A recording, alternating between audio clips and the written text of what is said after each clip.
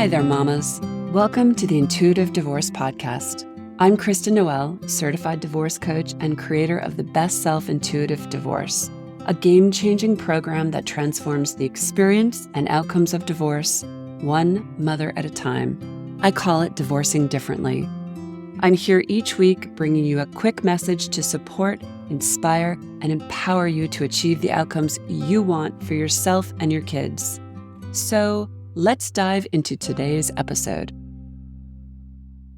Hey mamas, have you ever noticed that just about everything in life comes with terms and conditions? Everything but us.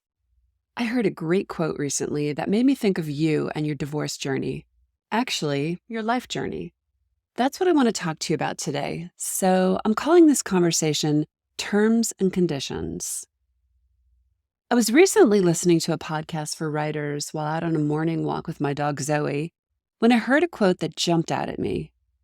You don't need the perfect conditions to write, but you do need conditions. While I love commiserating with other writers about the writing journey, I realized that I loved this so much because it truly applies to life in general, fill in your own circumstances, and in particular, divorce. You don't need the perfect conditions to divorce, but you do need conditions. You don't need the perfect conditions to life, but you do need conditions. You don't need the perfect conditions to be in a relationship, but you do need conditions. And the list goes on. We should each come with terms and conditions so that we could honor ourselves, set boundaries for others, and avoid a lot of unnecessary anguish and suffering. Too bad no one taught us that before we got married. We need conditions to support our objectives and consider ourselves. So, how do you set conditions in divorce? What would that even look and feel like? And why is it important when we are already in the mess? Well, first off, it would not only calm your nervous system, it would create a predictable container where you could feel safe and provide a template of sorts for you to rely upon when you feel derailed or thrown off guard. Think of it as your go-to or default setting. In this world of instant gratification that's constantly moving at high speeds, everyone assumes that they get access to us the instant they want it, that they can have an immediate response. But what if you instated some new terms and conditions and started with, I'll get back to you on that. I need a moment to consider that. Or with a triggering X, I'm not going to engage with you when you communicate in this manner. And what about declaring that you're going to put something else aside each day, even if only for a short time, to commit to another thing that feeds you? Exercise, a walk, meditation, journaling, writing, painting, literally anything. What is that for you? The point is that when you put your head down on the pillow at night, you won't be sighing knowing that you squeezed yourself out of another day. Life isn't about chasing fires. Yes, you'll have to deal with certain issues with more urgency, but there are a lot of moments in 24 hours. Can you consider making yourself a priority? That's it. Plain and simple. Breathe, ground, regroup, reconsider, rewrite how you want to move through this precious life of yours, divorce and all. In divorce, where our emotions are wide open, raw, vulnerable, and gently put all over the place, we can make regrettable mistakes when we rush to respond to something that would better be given more time and thought. We need breathing room, a moment to consider our feelings that arise from any encounter, be it a triggering encounter with your ex or an upsetting email from your attorney, or even a disturbing encounter with your kids. We need the space to consider what is beneath the emotion, to take the time to observe it from a 50,000-foot view, and ask, why am I feeling this way? Is this emotion attached to something else? What am I afraid of? Is this real or is this truth? Do I control this? Why is this triggering me? What is really triggering me? How would I best like to show up here for myself and my kids? When you retreat a moment, you'll find your way to your own questions. But mark my words, this is the most powerful gift you can give yourself. No one can possibly consistently show up as their best selves in the heat of a moment when they're feeling like a frazzled mess, worn out, and pulled in a million directions. And there is no dodging the reality that in this very difficult moment of your life, where you may just want to run away and hide, you're expected to show up and make some really big life decisions. That's why you've got to have a plan and some bumper guards for yourself to brush up against.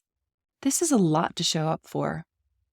Divorce is more than the dissolution of an unhealthy relationship to another. It's about renegotiating the rules of engagement first and foremost with self. That's why I always like to remind mamas that it's an opportunity, even when it feels anything but. The good news is that if you're seeing this about yourself now, you are ready to do this. You are ready to reconsider how you are moving through life in all its incarnations, ups, downs, and all arounds. As I always say, this work is bigger than divorce. Why is this so important? And why now of all times? Because this is about emotional healing and preventing more pain. And if I can beat one drum, it's this. How you divorce matters. How you get yourself through this tough experience matters. How you feel about yourself matters. How you allow others to treat you matters. Right here, right now, in this messy divorce process. So how do we do this? We establish boundaries. We get clear about our needs, what works and what doesn't work. We honor those needs. We consider ourselves. We identify where we get stuck. We witness our triggers, old thought patterns and beliefs, and we rewrite new terms and conditions. We break free. We don't judge ourselves. Most of the time, we're afraid to see things we don't want to see because we simply just don't know what to do with them. That's okay.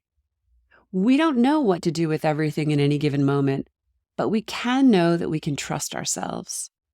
So back to my original statement, you don't need perfect conditions to be happy, but you do need to bring forth clarity on how best to set yourself up and support yourself. The behavior and expectations of others is on them. How we protect ourselves and how we respond to what life tosses our way is on us, and it'll inform everything that comes thereafter. We literally have terms and conditions for everything in our lives. Why leave your well-being and that of your kids out of the equation? Let's get crafting our newly updated ones, Mama. It all starts here, with one nod of agreement that says, I want to do this differently. Thanks for listening to today's episode, but more importantly, for making this time for yourself. If you're a professional, independent mother facing off with divorce, struggling with your emotions, worried about your kids and your future, and want a better way to navigate it all, I've got 2 ways to completely change the trajectory of your divorce and your life starting today. The first is our free divorce workshop. In this training, you'll learn the 3 steps to get off the emotional roller coaster and take control of your divorce so you can save time, money, and heartache for you and your family. Simply go to intuitivedivorce.com/workshop. And the second way is to book a free strategy call with our team, where we'll dive into your situation, your struggles, what you really want, and outline a path to get you there. For a short video and the booking link, go to intuitivedivorce.com/call. Check it out, and I'll see you inside.